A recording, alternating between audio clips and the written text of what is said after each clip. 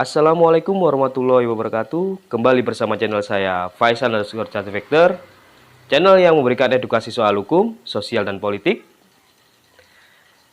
Topik kali ini saya akan membuka di direct message Instagram saya. Pertanyaannya sangat menarik dari seseorang. Assalamualaikum Pak, saya mau tanya soal hukum. Di kampung saya kemarin ada seseorang yang mencurigakan dan sepertinya dia hendak mencuri yang mau masuk ke rumah tetangga saya pada malam hari. Karena gerak-geriknya mencurigakan, tetangga saya yang lain kebetulan pulang dan dari warung kopi memergoki orang tersebut. Perilakunya mencurigakan, seperti hendak mengambil motor tetangga saya. Namun, memang orang yang mencurigakan tersebut belum mengambil barang-barang milik tetangga saya. Namun tetangga saya yang habis dari warkop dengan teman-temannya yang berjumlah 4 orang menanyakan kepada orang tersebut.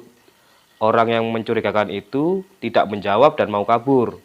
Sehingga 4 orang tersebut termasuk tetangga saya mengejar dan menangkap. Karena terus diam dan dengan gestur yang aneh, akhirnya tetangga saya dan teman-temannya memukuli orang yang mencurigakan tersebut dan membawanya ke RT setempat untuk diamankan. Namun setelah keluarga orang yang mencurigakan tersebut datang menemui Pak RT, karena Pak RT menelepon keluarga orang yang ditangkap dengan tetangga saya dan teman-temannya, Pak RT tersebut hendak menyelesaikannya secara kekeluargaan. Ternyata keluarga orang yang mencurigakan itu tidak terima atas perlakuan tetangga saya dan teman-temannya karena sudah menganiaya dan melakukan pengeroyokan. Nah, padahal tetangga saya dan teman-temannya berniat baik mencegah orang yang mencurigakan tersebut untuk melakukan kejahatan. Dan malah sekarang tetangga saya dan teman-temannya dilaporkan oleh keluarga yang mencurigakan tersebut dengan pasal penganiayaan, pengeroyokan, dan pencemaran nama baik karena menuduh tanpa alat bukti. Menurut Bapak, siapa yang salah dan mengapa malah tetangga saya yang dilaporkan, padahal tetangga saya dan teman-temannya mencegah kejahatan? Nah, saya harap jawaban dari Bapak. Terima kasih, pertanyaan yang sangat banyak sekali akan saya jawab. Sebelum lanjut, saya berharap sahabat-sahabatku untuk memberi subscribe, like, dan komen agar channel ini berkembang dan menjadi channel yang bermanfaat bagi masyarakat. Saya akan memberikan pendapat hukum di mana seharusnya tetangga saudara mengedepankan asas presumption of innocence, artinya asas praduga tak bersalah. Nah, kenapa hal itu ditekankan? Agar yang merasa dirugikan, dalam hal ini orang yang dituduh akan melakukan tindakan pencurian, maka hal tersebut bisa menjadi bumerang bagi orang yang sebetulnya adalah berniat baik untuk mencegah terjadinya kejahatan atau mengamankan lokasi keamanan yang ada di sekitar. Akan tetapi kita harus memperhatikan di dalam hukum harus bisa membuktikan terlebih dahulu. Jangan sampai orang yang belum tentu itu pelaku tindak kejahatan telah menjustifikasi bahwa orang tersebut sudah melakukan tindak kejahatan. Nah, langkah yang harusnya dilakukan tetangga saudara yang pertama adalah melakukan tindakan persuasif, di mana harus melaporkan kepada keamanan yang memang bertugas di keamanan warga sekitar, baik RT dan juga RW setempat. Nah, setelah dikoordinasikan kepada RT, RW, dan keamanan setempat, orang yang sudah diamankan tadi jangan sampai dilakukan tindakan kekerasan dan dibawa ke RT dan RW agar ditanyai, memintai keterangan apakah yang hendak dilakukan pada saat lokasi yang memang lokasinya sedang sepi karena sudah larut malam. Agar menghindari kejadian yang tadi, di mana keluarga yang orang yang mencurigakan tersebut tidak terima dan menuntut kepada 4 orang termasuk tetangga saudara yang sudah melakukan tindakan kekerasan, yaitu pengeroyokan, yaitu dugaan pengeroyokan, dugaan penganiayaan, dan dugaan pencemaran nama baik atau tuduhan atau fitnah atau tuduhan yang tidak berdasar. Karena di dalam hukum, seperti yang pernah saya beritahu, bahwa hukum adalah siapa yang mendalilkan, dia harus membuktikan.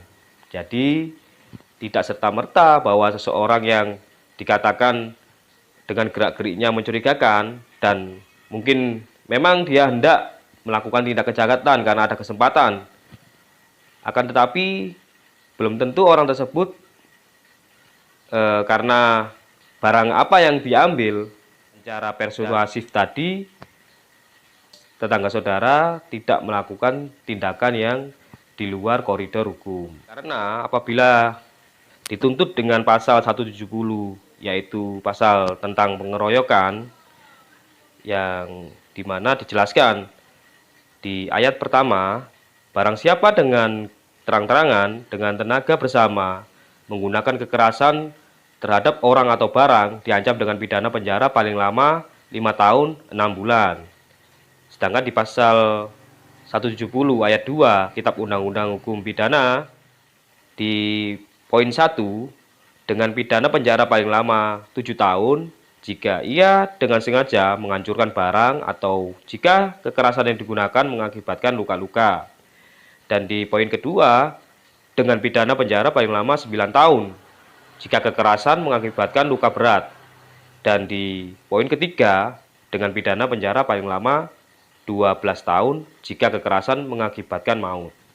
Nah, itu akan menjadi kerugian sendiri bagi tetangga saudara karena telah melakukan tindakan main hakim sendiri dan tidak mengedepankan asas presumption of innocence yang saya jelaskan tadi.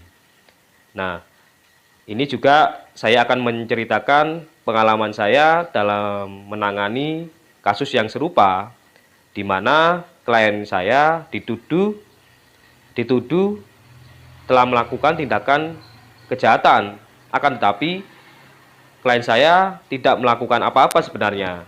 Dan orang-orang yang sudah melakukan tindakan pengeroyokan dengan bersama-sama tadi di pasal 170, orang-orang tersebut dengan main hakim sendiri menuduh klien saya telah mencuri, padahal klien saya pada waktu itu memang sedang menunggu seseorang yang dimana lokasi yang tempat untuk ditunggu itu dalam keadaan sepi, yaitu di sekolahan. Nah, kejadian ini pada tahun 2016 itu saya menangani perkara di mana klien saya, yang kebetulan juga klien saya adalah penyandang disabilitas atau berkebutuhan khusus, di mana saat pada waktu kejadian orang-orang yang menuduh klien saya tadi dengan tuduhan pencurian, karena gerak-geriknya klien saya memang mencurigakan dan ditanyai memang namanya berkebutuhan khusus, klien saya tidak bisa menjawab dengan benar atau dikatakan tidak nyambung. Nah, karena tidak nyambung tadi, merasa orang-orang dengan caranya sendiri menghakimi. Akhirnya apa yang didapat? Yang didapat adalah pihak keluarga dari korban atau klien saya menuntut kenakan dengan pasal penganiayaan dan pengeroyokan tadi. Di dalam pasal penganiayaan dijelaskan pasal 351 Kitab Undang-Undang Hukum Pidana tentang penganiayaan yang mengakibatkan luka-luka atau luka berat. Itu sangat berat sanksi pidananya.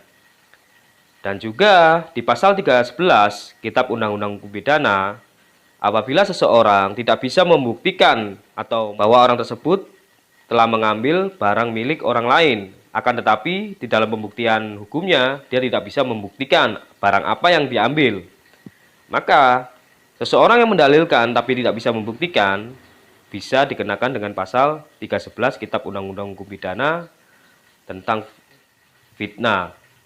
Nah, saya berharap tindakan-tindakan seperti ini yang harus dihindari, perbuatan main hakim sendiri. Memang kita terkadang geram melihat tindakan kejahatan seperti begal, seperti pencurian, di mana itu sangat merugikan. Dan biasanya orang yang merasa pernah kehilangan barang, dia akan merasa geram, dan ketika ada pencuri, dia tidak segan-segan akan melakukan tindakan kekerasan.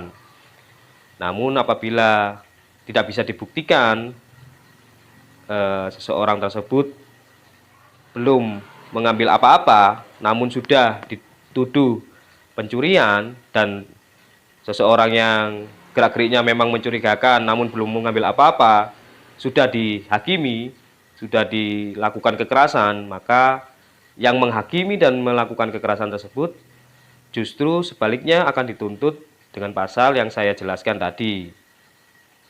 Maka kita harus berhati-hati, dan kita harus mengedepankan asas presumption of innocence tadi, di mana yang harusnya pihak berwajib yang memang mengamankan di tempat lingkungan sekitar. Jangan sampai tindakan-tindakan di luar koridor hukum bisa merugikan kita sendiri. Contohnya sangat banyak, dan seperti yang saya ceritakan tadi, di mana klien saya yang tidak melakukan apa-apa, ketika duduk sendiri dia menunggu seseorang, memang di lokasi yang memang tempatnya sepi, namun dituduh mengambil barang yang ada di situ. Ketika keamanan yang merasa mengamankan lokasi sekolah tersebut telah menuduh klien saya ingin melakukan tindakan pencurian, padahal sama sekali tidak melakukan apa-apa. Dan karena dengan persepsinya dia menuduh, karena dia mengatakan bahwa di lokasi sekolah tersebut sering kehilangan. Akan tetapi karena dia berkebutuhan khusus dan seharusnya tidak dilakukan tindakan kekerasan, dia harusnya diamankan dengan baik, dia harusnya diperlakukan dengan baik, dimintai keterangan, dan dipanggil orang tuanya yang bertanggung jawab dalam hal pengasuhan anak tersebut. Jangan sampai ketika kita berniat baik untuk mencegah kejahatan, malah kita yang menjadi bumerang bagi kita, atau kita dituntut balik oleh pihak yang merasa dirugikan atas perlakuan yang kita lakukan. Karena kita harus mengedepankan etika dan aturan agar tidak merugikan kepentingan orang lain dan merugikan kita sendiri. Itu namanya keadilan bagi semua masyarakat. Sekian topik dari saya. Tunggu topik-topik di channel Faisal_Judge_Factor, channel yang memberikan edukasi soal hukum. Selamat tahun baru 2021. Semoga di 2021 kita menjadi pribadi yang baik dan hukum bisa memenuhi rasa keadilan bagi semua orang di Indonesia. Terima kasih. Wassalamualaikum warahmatullahi wabarakatuh.